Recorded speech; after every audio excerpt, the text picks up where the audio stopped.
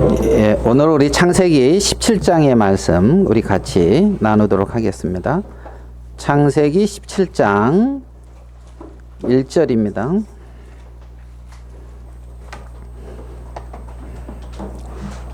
창세기 17장 1절부터 14절까지 제가 읽어드리도록 하겠습니다. 창세기 17장 1절부터 14절입니다. 아브라함이 99세 때에 여호와께서 아브라함에게 나타나서 그에게 이르시되 나는 전능한 하나님이라 너는 내 앞에서 행하여 완전하라. 내가 내 언약을 나와 너 사이에 두어 너를 크게 번성하게 하리라 하시니 아브라함이 엎드렸더니 하나님이 또 그에게 말씀하여 이르시되 보라 내 언약이 너와 함께 있으니 너는 여러 민족의 아버지가 될지라.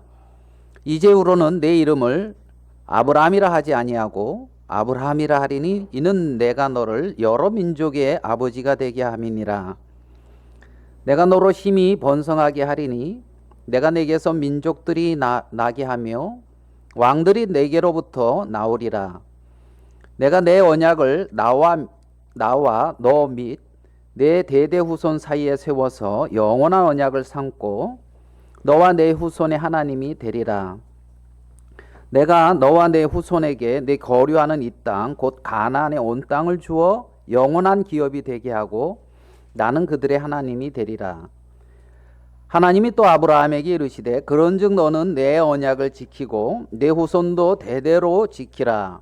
너희 중 남자는 다 할례를 받으라.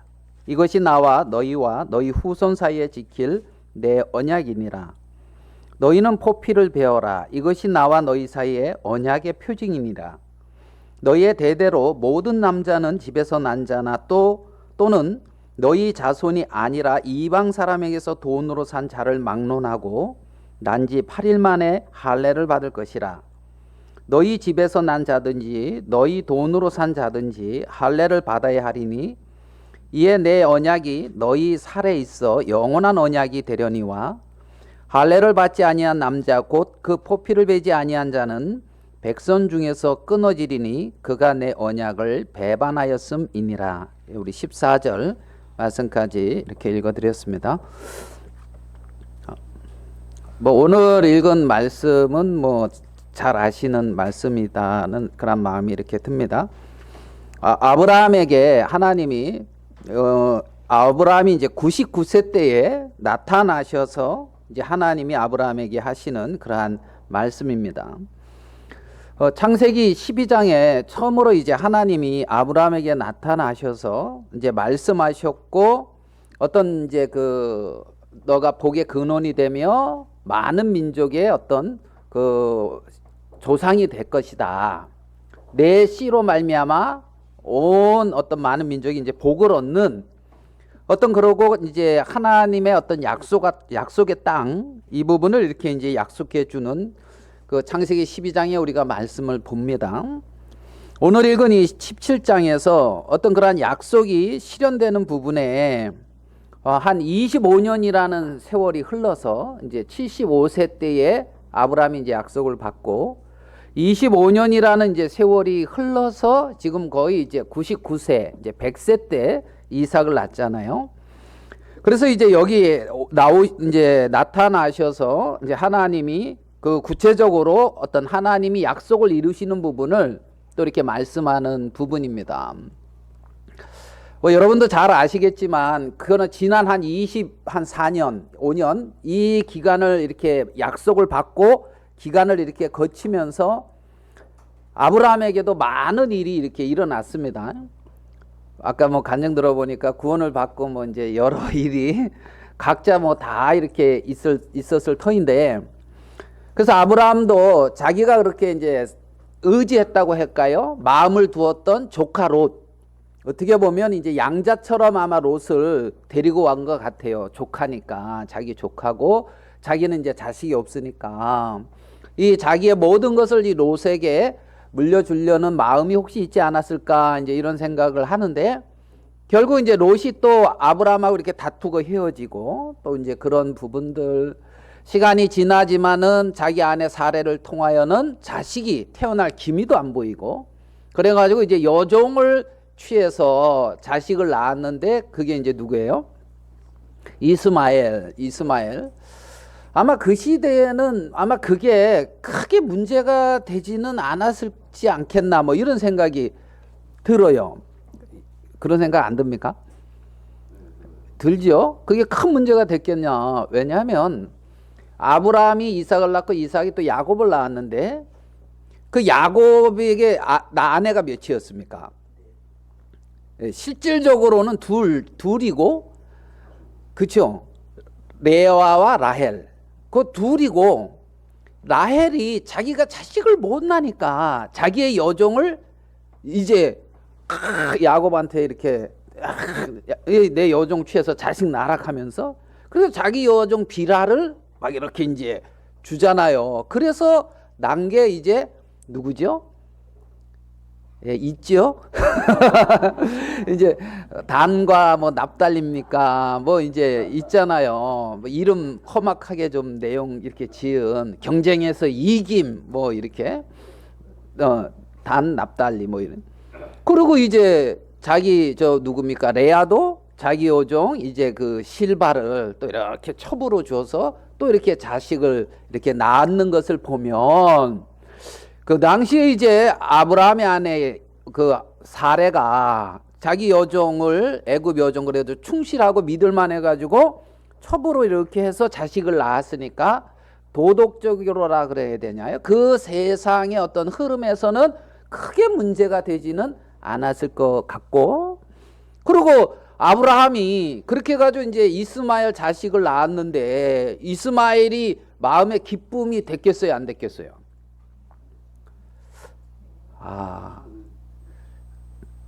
첩을 통해서 낳아본 적이 없으셔가지고 그게 어떤 상황인지를 모르시는구나. 이제 우리 형제님들이 또 답을 잘 못하시네요, 보니까. 뭐 제 생각에는 아마 기쁨이 되지 않았겠나. 그래도 자기 시잖아요. 자식이 이렇게 늦지막히 몇 살? 85살. 그러니까 86살에 자식을 낳았는데, 예? 손자 못지 않을 거 아닙니까? 요즘 손자 엄청 이렇게 예뻐하는 거 이렇게 보겠던데. 네? 그래가지고 그 이스마엘도 낳고, 그리고 이제 한 14년 정도 이제 시간이 흐르는 시점인 거예요. 13년, 86세에 이스마엘 낳고 이제 13년 흐른 99세 때에 하나님이 아브라함에게 딱 나타나셔서 지금 말씀하고 있는 이러한 이제 장면이지요. 그래서 이제 하나님이 이 아브라함에게 뭐라 그러냐면, 나타나셔서 너는 이제, 자 볼까요? 나는 전능한 하나님이다. 이렇게 이제 말씀을 하셨습니다. 나는 전능한 하나님이다. 야, 이 전능한 하나님 좋아요, 안 좋아요? 좋죠? 야, 전능하시니까 하나님 전능하신데, 우리 아버지인데, 그러면서 막 이렇게 구할 막 그런 생각도 들잖아요. 근데 여기서 보면 이 전능에 대한, 전능하신 하나님으로 아브라함에게 나타났는데, 어떤 부분으로 하나님은 나타내 보여주시고 있냐 하면, 내가 너에게 약속하신 그 약속을 이루는 부분에는 정말 능력이 있다. 내가 너에게 한 약속을 충분히 이룬다. 나는 능력이 있어. 어떤 그러한 전능한 하나님, 당신의 뜻을 이루고 당신의 약속을 이루고 당신이 기뻐하는 일을 이루는 일에는 정말 그 능력이 충분하신 전능한 하나님으로 이제 이렇게 아브라함에게 하나님이 나타났다 말입니다. 그래서 이제 아브라함이, 이제 하나님이 아브라함에게 딱 나타났는데, 여기 보면 이런 말씀이 있습니다. 2절을 또 이제 볼게요. 1절 볼게요. 전능한 하나님이라 너는 내 앞에서 행하여 어떻게 해요? 완전하라 이랬습니다. 너는 내 앞에서 어떻게 해요? 행하여. 그러니까 내 앞에서 행한다 이 말은 이제 걷는다 이 말이에요. 내 앞에서 이제 걷는다. 내 앞에서 삶을 산다. 그럼 이 말은 조금 더 구체적으로 보면 너는 내 앞에서 살아라. 나는 전능한 하나님인데 나는 너에게 하신 약속을 충분히 이루시는 능력 있는 하나님인데 너는 그렇게 내 언약 앞에서 내 약속 앞에서 행하며 완전한 자가 되어라. 이런 어떤 조금 더 이렇게 좀 찾아 들어가 보면 그런 의미를 가지고 있는 걸 우리는 알 수가 있다는 겁니다. 그러니까 너는 내 앞에서 행하여 완전하라. 이 말은 나는 전능한 하나님인데 내가 너에게 한 약속을 이루는 것에 전혀 문제가 없는 능력 있는 전능한 하나님이니까 그 나를 믿는 믿음 안에서 내 앞에서 이렇게 걸어라, 행하라. 그런 어떤 의미를 우리는 생각해 볼 수가 있다는 거죠. 그러니까 하나님은 아브라함을 통해서 하신 약속을 이루시는 데 있어서 하나님은 쉽게 말하면 능치 못하심이 없다. 능치 못하심이 없다. 자, 조금만 더 내려가 봅시다. 내가 내 언약을 나와 너 사이에 두어 그랬습니다. 자, 내가 내 언약을 나와 너 사이에 뭐요? 두어. 자, 그러면 아브라함과 하나님의 사이에 하나님은 뭘 두었다고요? 약속을 두었단 말입니다. 내가 내 언약을 너와 나 사이에 두어. 그러니까 아브라함과 하나님 사이에 뭐가 있느냐 하면 약속이 있다는 거지요. 그 약속을 두어서 너로 크게 번성하게 하리라 이랬단 말이에요. 너로 크게 번성하겠다.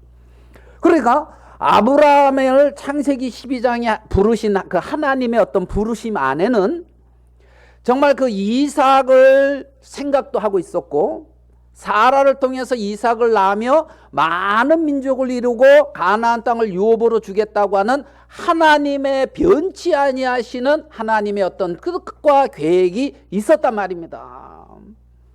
그래서 하나님의 마음 안에는 그렇게 변치 않는 약속과 뜻이 머물러 있었는데 이 보이는 현실은 아브라함에게 지난 25년간 보이는 현실은 그것이 1%도 이렇게 달성되어진다든가 나타난다든가 이건 없었단 말이죠. 시간이 지나갈수록 사라에 대한 기대가, 사라에 대한 소망이 어때요? 사라를 통해서 자식을 낳아야 되겠다 하는 그 기대가 점점 자라갑니까? 이렇게 딱 끝나집니까? 멀어지죠? 없지요. 소망이 없단 말입니다. 그래서 이제 자 우리 아브라함의 마음을 한번 볼게요. 뒤로 가면 자 18절을 볼게요. 17절 17장 17절입니다. 아브라함이 엎드려 웃으며 마음속으로 이르되 100세 된 사람이 어찌 자식을 낳을까? 사라는 90세니 어찌 출산하리요? 아브라함이 이에 하나님에게 아뢰되 이스마엘이나 하나님 앞에 살기를 원합니다.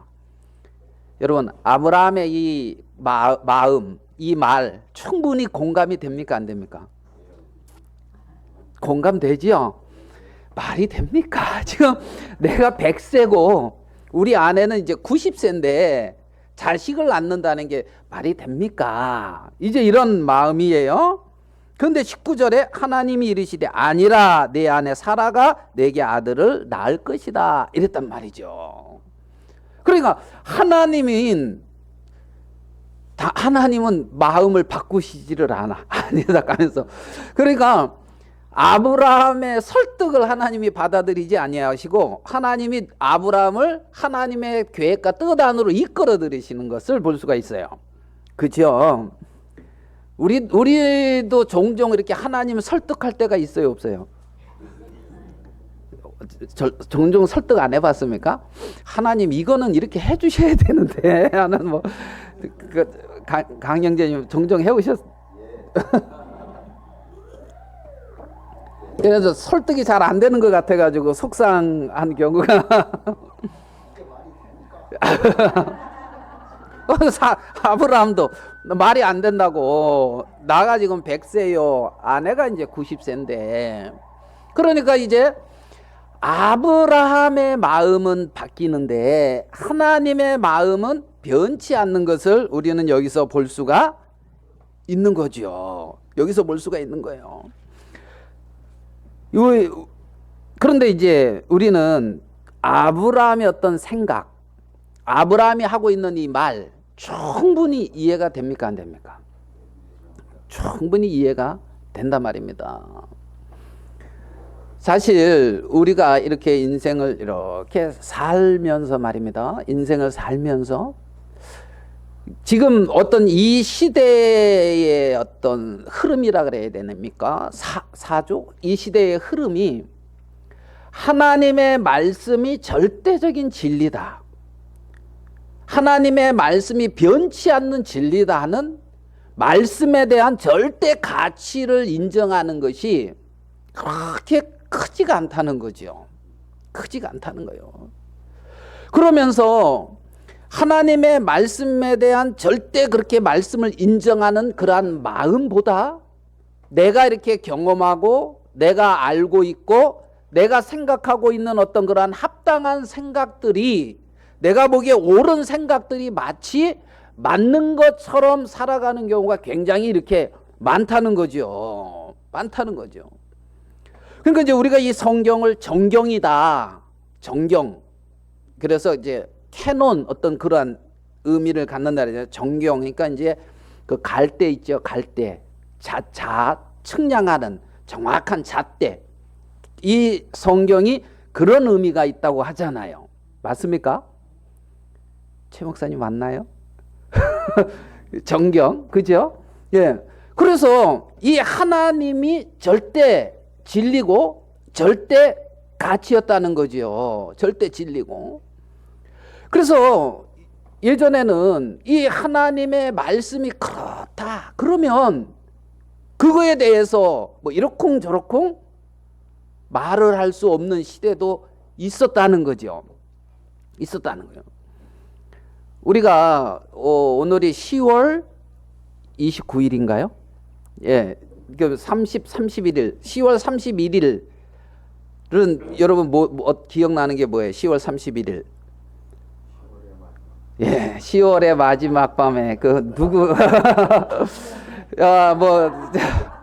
10월의 마지막 밤 이제 그거 이제 10월 31일 하면 이제 생각나는지 모르겠는데 그 마르틴 루터가 그 95개조 방방문을 비덴베르크 성당에다가 이렇게 딱 1517년입니까? 그때 이렇게 딱 그래서 종교 개혁 이제 그것이 이제 시작되는 이제 이때가 이제 10월 31일이다. 그래서 이제 종교 개혁 주일이다. 이제 뭐 이렇게도 얘기를 하잖아요.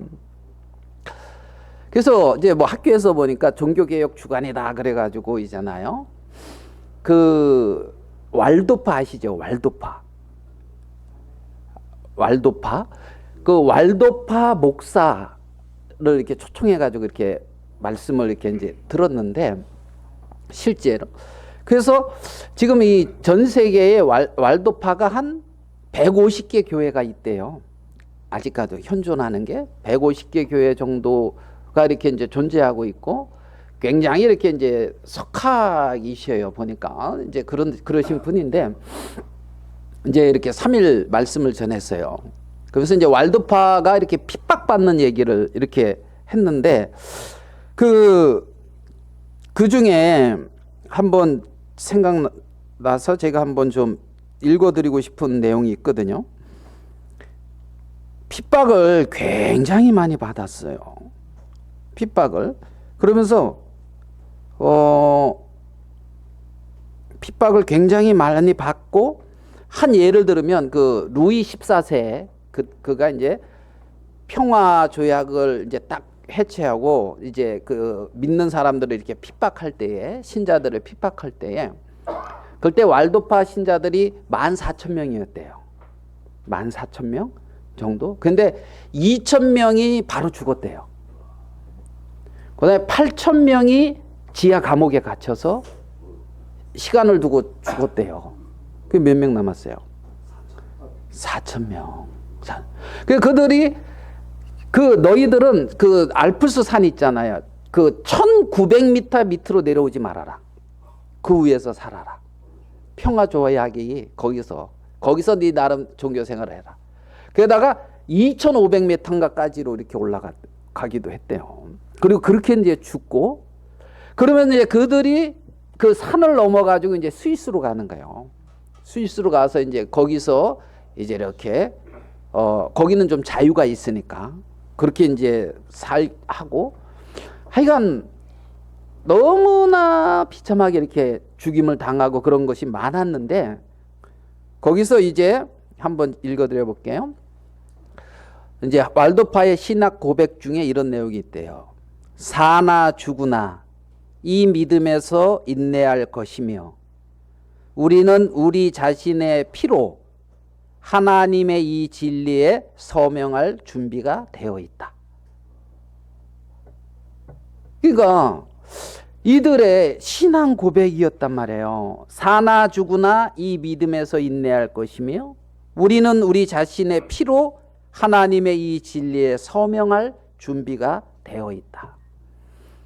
그러니까 하나님의 이 진리, 하나님이 나를 구속하신 이 놀라운 구속의 이 사실, 하나님의 어떤 이 말씀에 정말 내가 내 생명을 걸고 우리 자신의 피로서 하나님의 이 진리에 서명할 준비가 돼 있다. 그러면서 그들은 그 말씀을 지키면서 그렇게 죽어갔다는 거죠. 그래서 순교한 순교자의 그 왈도파뿐만이 아니라 그 위그노들, 프랑스의 그 개혁파, 청교도는 이제 저 영국 쪽 위그노, 뭐 많은 사람들이 이렇게 핍박을 받았다는 거죠. 그들은 이 하나님의 말씀이 절대 진리였단 말이에요. 절대 가치였다는 거죠. 그러다가 이렇게 이제 시간이 이렇게 흘러가면서 이제 그 인간들의 어떤 이성이 정말 이렇게 이제 중요하게 자리를 잡으면서 사람들의 어떤 인권이 이렇게 많이 이렇게 보장이 되어져 가면서, 그리고 산업혁명이 일어나면서 물질 문명이 이렇게 발달해 가면서 부유해져 가면서 어느덧 이 하나님의 말씀이 절대 진리였던 그 자리에 인간의 어떤 이성, 인간의 어떤 판단, 어떤 합리적인 어떤 사고, 이런 것이 그 자리를 이렇게 대체했다는 거지요. 그러니까 하나님의 말씀에 굴복되어지고 하나님의 말씀이 참된 진리라고 자신을 들여서 시인하는 삶이 아니라 자기가 이제 그 하나님의 말씀을 어떻게 봐요? 합리적인 어떤 자신의 어떤 생각과 어떤 그 경험, 어떤 자기의 어떤 이성, 뭐 이런 걸 가지고 판단하고 정리하고 이제 결정하는 어떤 이러한 위치에 섰고 그러한 어떤 흐름 속에 살고 있다는 거죠. 그러니까 이제 그 당시에는 이들이 핍박을 당하던 그 당시에는 그들은 자신의 목숨을 걸고 이 진리를, 이 말씀을 지켰는데, 마귀는 이제 이 핍박의 방향을 바꿔서, 무슨 말인지 이해됩니까? 네 자신을 굉장히 존귀한 위치에 사람들을 세워놨단 말이에요. 그러니까 그 사람들이 존귀한 위치에 서서 자기가 하나님의 말씀을 이렇게 나름 가늠하고 판단할 수 있는 위치까지 사람들이 그렇게 세워져 있다는 거죠. 그러니까 그 흐름 안에서 살고 있는 거예요. 모든 자신의 어떤 보기에 좋은 대로, 합당한 어떤 생각대로. 그러니까 그 당시는 그렇게 자신이 내가 피로서 이 믿음을 지키기에 서명할 준비가 됐다 하면서 그렇게 믿음을 지켜왔는데, 이 시대에는 그것을 요구하는 것은 아닌데 우리에게도 그들이 가졌던 그러한 믿음의 고백 같은 어떤 내 생각, 내 사고, 내 판단의 어떤 결정이 아니라 이 하나님의 말씀이 진리임을 나는 인정하고 이 말씀에 순종한다고 하는 그러한 믿음의 고백이 하나님을 믿는 어떤 신자들에게 동일하게 필요하다는 거죠. 동일하게. 그러니까 마귀가 하나님의 말씀을 무너뜨리고 믿음을 버리게 하는 데 있어서의 방법이 조금 바뀌어진 것이지, 어떤 근본적인 어떤 그런 부분은 동일하다. 잘 설명을 하고 있는가 모르겠습니다. 예? 그래서 오늘 이제 이 아브라함이, 아이고 우리 누굽니까? 이스마엘이나 하나님 앞에 살게 되기를 원합니다 하는 어떤 이러한 고백이 우리의 어떤 마음에도 크게 문제가 안 되고, 뭐 이게 좀 합당하지, 뭐 이게 진짜 이렇게 좀 뭐예요, 좀 맞는 말이지, 이렇게 90세 된 할머니가 아이를 낳고 여기서 이렇게 자식이 생긴다는 게 그게 말이 돼? 이렇게 이제 우리가 동일하게 흘러가는 우리의 어떤 마음인 것을 우리도 이제 볼 수가 있잖아요. 우리의 마음인 것을. 오늘 읽은 이 말씀에서 아브라함은 창세기 15장에 보면 있잖아요. 아브라함이 하나님을 하나님이 그 믿음을 의로 여겼다 이렇게 말씀을 했어요. 자, 그러니까 아브라함에게 창세기 12장에 약속도 하셨고, 아브라함이 하나님을 믿는 믿음의 고백도 했어요, 안 했어요? 했어요. 그런데 창세기 17장에서 아브라함과 하나님과의 어떤 그러한 생각이 다른 것을, 이렇게 충돌하고 있는 것을 우리는 볼 수가 있잖아요. 맞습니까? 네? 충돌하고 있잖아요. 그러니까 아브라함의 어떤 그런 생각과 하나님의 생각이 다르잖아요. 그러면 이럴 때는 어떻게 해야 됩니까? 우리가 뭐 결과나 답을 다 알고 있기 때문에 이제 뭐 어떻게 진행되는 걸 아니까 뭐 이렇게 쉽게 생각하겠는데, 내가 이 상황이다 하고 했을 때 아브라함이 이게 솔직하게 이해가 될 수 있는 말은 아니잖아요. 그러니까 아브라함이 웃었고 아유 그거 아닙니다 하면서 이렇게 하는 것이 크게 문제 안 되게 받아들여지잖아요. 여기서 어떻게 벗어나냐는 거예요. 우리는 이렇게 합당한 어떤 우리의 어떤 사고 체계나 우리의 어떤 경험이나 우리의 어떤 그런 지식이나 그러한 어떤 세계 속에서 당연하게 여기면서 살아가고 있는 것들이 많은데, 당연하게 여기면서 살아가는 이 삶에서 당연치 않는 하나님의 말씀에 이끌리는 삶은 어떻게 사냐는 거죠. 제 말이 무슨 말인지 이해되십니까? 예? 당연하게 여겨지는 세계와 당연치 않게 여겨지는 하나님의 말씀의 세계. 하나님의 말씀의 세계. 하나님은 오늘 이렇게 말씀하고 있거든요. 나는 전능한 하나님이라. 너는 내 앞에서 행하여 어떻게 해요? 완전하라. 내 앞에서 행하여 완전하라.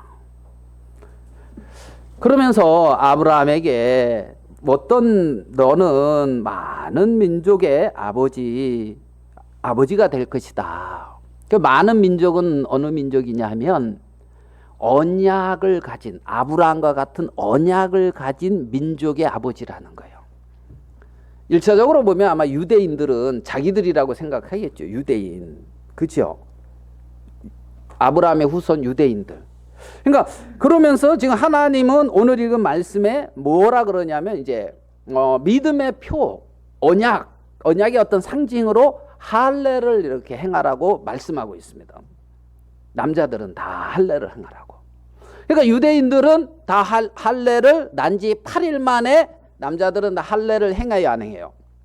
할례를 행하거든요.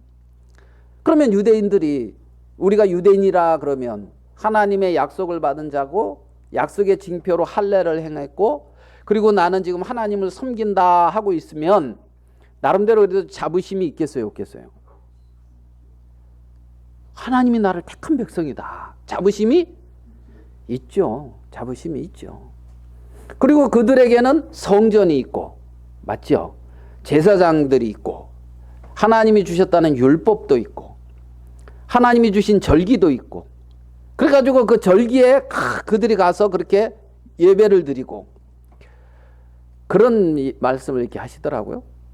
6월절에 절기에, 6월절 절기에 예루살렘에 사람들이 이렇게 모이면 얼마나 모일 것 같습니까? 안 가봐서 우리가 잘 모르죠. 그렇지만은 한 100만 명이 넘게 모여요. 100만 명이. 디아스포라 이렇게 이들이 이렇게 모인단 말입니다. 그러면 한 100만 명이 넘게 모여서 성전을 올라가는 그 노래, 시편 노래를 있잖아요. 그들이 시편을 한 100만 명이 모여서 같이 이걸 막 외우고 막 이렇게 이제 고백을 한다고 해봐요. 그럴 때 내가 거기 있으면서 같이 그렇게 시편을 고백하면서 하나님께 영광을 돌리고 있는 그 자리에, 시편 찬송을 하면서 막 그러는 그 자리에 있으면 그 소리가 얼마나 크겠어요. 그죠? 우리가 여기서 이렇게 찬송 불러도 은혜롭잖아요. 우리 100만 명 안 돼도 이렇게 어디서 그때 뭐 포항인가 어디서 온 형제님은 이렇게 큰 소리로 찬송을 불러본 적이 막 이러면서 이제 그랬잖아요. 근데 100만 명이 모여가지고 한 목소리 이렇게 하고 그러면 그 속에 있다는 그것이 조만한 손자 한번 이렇게 데리고 가서 그거 한번 보여주면 교육되겠어요, 안 되겠어요? 교육되겠죠. 그들은 그렇게 가정에서나 어디서 그러한 어떤 나름대로의 자부심을 가지고 있었다는 거죠. 그런데 이들이 BC 586년에 성전이 무너지고 이들의 나라는 망했어요. 바벨론에. 왜 그랬습니까? 언약의 표징은 가지고 있었는데 언약하신 하나님은 잃어버리고 있다는 거예요. 언약의 표징은 가지고 있는데 그 언약을 주신 하나님, 어떤 그러한 하나님의 마음, 하나님이 내게 하신 약속, 하나님의 어떤 그러한 말씀은 그들의 마음에 죽어 있다는 거죠. 그래서 오늘 읽은 이 말씀에 보면 너는 내 앞에서 행하여 어떻게 해요? 완전하라.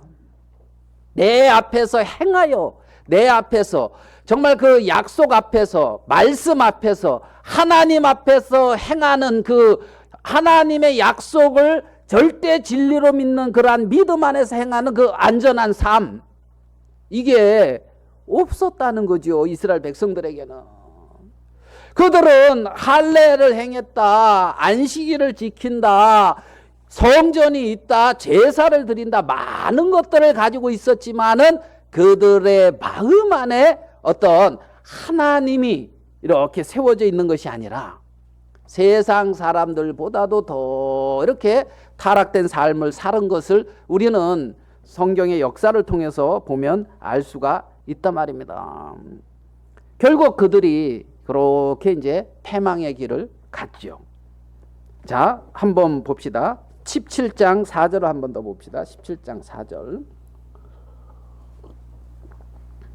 보라, 내 언약이 너와 함께 있으니 이랬거든요. 자, 조금 다르죠. 개역 한글하고는 보라라는 말이 이렇게 들어가 있어요. 보라. 원어에는 이제 보라 하는 그 히브리어가 이렇게 있어요. 그래서 보라, 내 언약이 너와 함께 있으니. 자, 내 언약이 뭐와? 너와 함께 있다. 그러니까 언약을 가진 자다. 내 언약이 너와 함께 있다. 자, 2절에 보겠습니다. 내가 내 언약을 나와 너 사이에 두어. 내 언약을 나와 너 사이에 어떻게 해요? 두어. 내 언약을 나와 너 사이에 두어. 보라, 내 언약이 너와 함께 있으니. 하나님과 나 사이에 언약, 하나님과 나 사이에 어떤 약속, 어떤 말씀, 하나님은 지금 아브라함에게 내가 내 언약을 나와 너 사이에 두어 이렇게 말씀하고 있는 걸 보고 보라 내 언약이 너와 함께 있다 이렇게 말씀하고 있는 걸 본단 말입니다. 하나님의 어떤 약속 세계와 우리가 생각하고 있는 어떤 우리의 어떤 지혜나 어떤 우리의 어떤 생각으로는 어떤 게 하나님의 지혜나 하나님의 생각에 미치지가 못한다는 거예요. 근본적으로. 그러니까 이게 지금 우리 같으면 75세 불렀으면 자식을 몇 세 때쯤 줘야 됩니까? 예? 75세 불렀어요. 그럼 몇 세 때 자식 줘야 됩니까? 당장. 그러니까 76살에 이제 당장. 예? 뭐 80 전에는 그래도 줘야죠. 우리 생각에는 80 전에는 줘야죠. 근데 안 주잖아. 그게 누가 잘못한 거예요? 안 주니까 하가를 취해서 자식을 낳은 거 아니야? 예? 하가를 취해서. 그러면 하가를 취해서 자식을 낳고 그 이스마엘을 통해서 만족도 할 수가 있잖아요. 이스라엘 하나님이 주신 것이 아닌데 자신의 것으로 열매를 맺어놓고 그걸로 만족하고 있을 수가 있거든. 그리고 하나님 앞에 이스마엘이나 내 후사가 되길 원합니다 그러면서 이스마엘을 딱 드리고 있을 수가 있단 말이에요. 하나님이 주신 생명이 아닌데 무슨 말인지 이해됩니까? 하나님으로 말미암은 것이 아닌데 내가 내 지혜와 내 방법과 내 생각으로 어떤 열매를 만들어 놓고 야 이거면 됩니다 하고 있는 경우도 많다고요. 많을 수 있는 거지요. 왜? 우리 생각하고 하나님 생각하고 달라 보니까. 그래서 우리는 80 전에는 줘야 된다. 이거 100% 찬성이잖아요. 반대하는 사람이 있습니까? 80 전에는.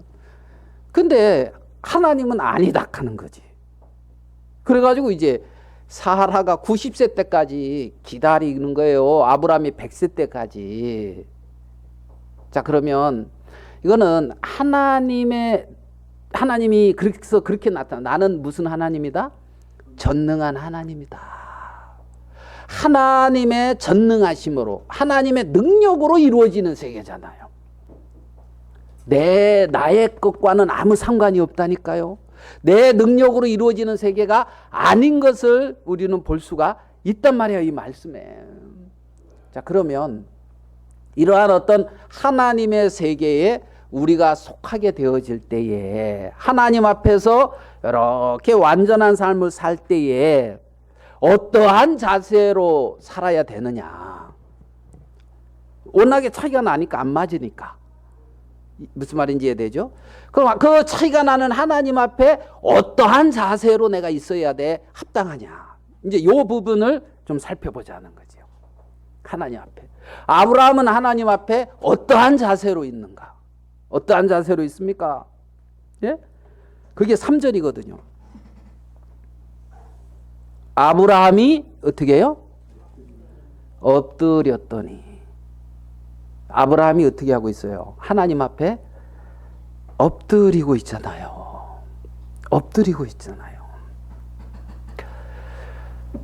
TV를 이렇게 보다 보면 영화나 사극 그런 거 보면 있잖아요. 뭐 누가 이렇게 그걸 뭐라 그래요? 글 쓴 거 조서 예? 뭐 상소문 말고 이제 글 쓴 거 담아 뭐 이렇게 쭉 펴서 읽잖아요. 그걸 뭐라 그러죠? 이렇게 쭉쭉쭉 말하고 이렇게 쭉 펴서 읽잖아요. 이걸 들고 와가지고 어떤 집에 와서 왕의 명의요 하면서 쫙 피면 그 신하들이 어떻게 합니까? 쫙 엎드리죠. 왕의 명의요 하고 쫙 피면은 거기서 말해 보소 이러고 있는 게 아니고 쫙 엎드리잖아요. 맞습니까? 그 장면이 떠오르는 거예요. 아브라함이 엎드렸더니. 아브라함이 뭐 했더니? 엎드렸더니. 그러니까 하나님과 나는 근본적으로 다릅니다. 차이가 이건 비교할 수가 없습니다. 그러면 하나님의 말씀을 순종하고 말씀을 듣는 자세는 한 아브라함이 엎드렸더니 하는 것처럼 엎드리는 자세 외에 어디 뭐가 있냐는 거예요. 하나님 말씀하십시오. 하나님 말씀하시오. 자, 요 한번 볼게요. 17절. 아브라함이 엎드려 웃으며 마음속으로 이르되. 자, 웃는데 어떻게 웃었어요? 마음속으로. 근데 지금 중심이 엎드려에 두고 있잖아요. 엎드려. 예, 속으로. 그 웃어도 하나님 앞에 고개 빳빳이 들고 아 그래요 하고 웃는 게 아니라 엎드려 웃었다니까. 엎드려. 뭐해서 웃었다? 엎드려 웃었다 이 말이에요. 엎드려. 이게 우리가 하나님 앞에 서 있는 올바른 자세라는 거죠. 엎드려. 엎드려. 정말 웃어도 어떻게 웃으라고요? 엎드려서 웃으라고. 고개 빳빳이 이렇게 들고 웃는 게 아니라 엎드려서. 워낙에 차이가 나니까. 하나님의 생각과 우리의 생각이 너무 차이가 나고 다르니까 사람이 자기 지혜로 하나님을 알 수 없다 그랬거든요. 그렇기 때문에 하나님의 말씀 앞에 엎드리는 거지요. 그리고 하나님의 말씀 앞에 엎드린 자세 속에 내가 웃는 것 같은데 거기에 하나님이 그냥 두지 아니하시고 또 말씀하시잖아요. 아니다. 이렇다. 이제는 사레라 하지 말고 사라라 해라. 이름까지 지어주는 거예요. 이삭이라 그래라. 확증을 해준단 말입니다. 하나님이 말씀으로. 그러니까 내가 이해가 안 된다 하더라도 하나님 앞에 엎드려서 주의 음성을 듣고 주님의 음성에 이끌려져 가는데 거기서 하나님이 그 마음에 확증을 주시고 그 마음을 이끌어 주신다는 거지요. 살아계시기 때문에. 거기서 나오는 열매가 이삭이라는 겁니다. 이삭이라는 거예요. 하나님이 당신이 말씀하신 것이 이 사람을 통해서 열매 맺어서 나와지는 열매. 그 사람을 통해서. 그걸 다른 말로 순종이라고도 표현할 수가 있어요. 순종. 하나님의 말씀에 순종한다. 사람들이 잘 순종이 안 되어지는 게 워낙에 다르기 때문에요. 차이가 있기 때문에. 그래서 우리의 어떤 생각을 내려놓고 하나님의 어떤 그러한 말씀 앞에 이렇게 우리 자신을 세우도록 이렇게 이끌어가는 경우가 종종 있다는 겁니다. 정말 모든 걸 내려놓고 내 마음이 이렇게 하나님 앞에 이렇게 설 수밖에 없는 그러한 상황. 내게 길이 없고 방법이 없어요. 아무 어떤 그러한 방법이 없어. 그래서 하나님 앞에 꿇어 엎드려 있을 수밖에 없는 그 위치. 하나님 앞에 꿇어 엎드려서 주님이 말씀해 주시지 않으면 안 됩니다 하는 그 위치. 그 위치에 우리를 세울 때가 있다니까요. 그때 주님의 음성이 들려요. 그리고 주님이 음성만 들리는 것이 아니라 새로운 마음을 준단 말입니다. 그래서 거기서 열려지는 게 이삭이라고 하는 열매인 거예요. 하나님의 말씀으로 말미암아 맺혀지는 그러한 열매. 내가 주를 위하여 맺는 열매 이스마엘이 아니라 하나님 앞에 꿇어 엎드려서 정말 주님의 음성을 듣고 주님으로 말미암아 맺혀지는 그러한 열매가 있다는 거죠. 열매. 하나님은 우리를 그러한 세계로 이끄는 경우가 종종 있단 말이죠. 제가 거듭나고 이렇게 교회 생활을 하는데 어느 날 자꾸 하나님이 부르는 것 같은 거예요. 여러분도 그런 거 소리 들어봤습니까? 그래서 어떤 이 부자 청년에게 그러잖아요. 내 소유를 다 팔고 너는 나를 쫓아라. 그런 말씀 들어봤습니까? 네 소유를 다 팔고 너는 나를 쫓으라. 그러면 부자한테 네 소유 팔고 나를 쫓으라 그러는구나 이럴 수 있는데, 그때는 이렇게 들리는 거죠. 하나님, 내가 소유가 많아요. 내가 소유가 많아요. 그래서 하나님 쫓을 수가 없을 것 같아요. 그런데 하나님은 나를 쫓으라, 이걸 크게 들리게 하는 거예요. 이해됩니까? 내 소유가 많습니다. 그런데 하나님은 나를 쫓으라. 나를 쫓으라. 누가복음 5장에 베드로가 그물을 내려서 고기를 많이 잡았어요. 그래서 이제 그 친구들한테 와서 우리를 도우라 이런 말이 있거든요. 와서 우리를 도와달라. 그래서 야고보와 요한이 가서 이제 그 고기를 같이 이렇게 이제 하죠. 와서 도와달라. 그러면 그냥 거기서 와서 도와달라나 보다 하고 끝나면 되잖아요. 근데 그때는 어떻게 들리냐면, 베드로가 말씀을 의지해서 그물을 내렸는데 고기가 많이 잡혔어요. 어부들이 고기가 많이 잡는 게 기쁨이 될 거 아닙니까? 어부니까. 내가 인생을 사는데 내 인생의 어떤 기쁨이 말씀으로 말미암는 열매가 내 인생의 기쁨이 될 것 같은데, 말씀을 의지해서 내린 그래서 고기가 많은데 그것을 와서 도와달라 이 말은 이 세계를 같이 누리다 이 말이잖아. 이 말로 들리는 거야. 이 말로. 그러니까 하나님이 예수 그리스도를 통해서 어떤 많은 어떤 열매들을 만들어 놨는데 와서 도와달라 이 말이 네가 와서 뭘 해라 이 말이 아니라 이러한 은혜에 와서 참여하라 이렇게 들리는 거예요. 오라는 거야. 소유가 많은데요. 그때 막 각 결혼하고 지금 신혼이고. 예전에 우리가 캠프 수양회 그런 데 갔잖아요. 그때 제가 있던 선교회에서 크게 이제 그 수양관을 김천 쪽 어디다 지었어요. 그래서 처음으로 하는 거거든요. 그때 어느 목사님이 말씀 전하면서 이 피스 받는 얘기하다. 피스 받는. 높잖아요, 거기 올라가서 이제 이걸 막 박았대요. 그 말씀 전하면서 그 얘기하더라. 피스를 딱 잡아서 이렇게 딱 박는데, 내 손에 잡힌 거는 쓰여지고 잘못해 떨어진대. 그 떨어지는 건 버려지는 걸 알아더라고.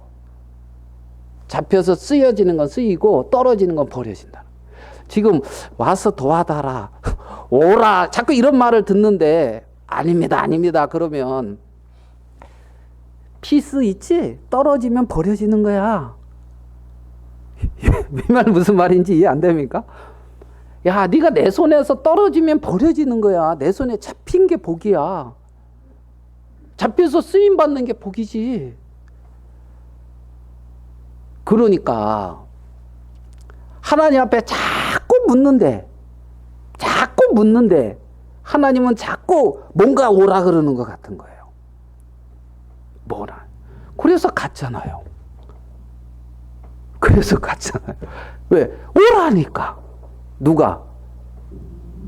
하나님이 오라 그러니까 간 거지. 내가 가고 싶다고 간 게 아니고 하나님이 오라 하니까. 우리의 인생 속에 하나님이 말씀하신다는 겁니다. 말씀하신다는 거예요. 그 음성을 듣는 거죠. 주의 음성을 듣는 거죠. 지금 아브라함이 엎드렸더니 엎드려서 주의 음성을 듣잖아요. 그러니까 엎드려서 주의 음성을 들으면 주의 음성에 순종하게 되고 주의 음성에 순종된 열매가 나온단 말입니다. 그러니까 하나님으로 말미암는 열매가 맺혀지죠. 말씀으로 말미암는 열매가 맺혀지죠. 그러면 엎드려진 적이 없는 사람은 듣지를 않으니까 이스마엘 같은 열매를 맺는 거예요. 내가 주를 위하여. 내 지혜와 어떤 내 방법으로 말입니다. 하나님은 우리와 달라요. 우리와 달라요. 하나님의 어떤 그러한 말씀, 이 말씀을, 이것이 절대 진리라는 거죠. 말씀에 무엇라 되어 있느냐. 여러분, 내가 말씀 믿어야지 한다고 믿어지는 게 아니라니까요. 제가 이걸 따라야지 한다고 따른 게 아니었어요. 저는 제 마음을 계속 거부했어요. 충성스러워서 여러분들은 한 번에 순종 딱 하는지는 잘 모르겠는데, 하나님의 말씀과 우리의 생각이 달라요. 달라요. 그렇기 때문에 하나님의 말씀으로 말미암는 열매가 맺혀지는 자리에는 내 생각이 버려지는 그 흔적이 있어요. 하나님의 말씀으로 말미암아 생명의 열매가 맺히는 그 자리에는 자신이 부인된 흔적이 있어요. 자기가 부인된 흔적이 있어요.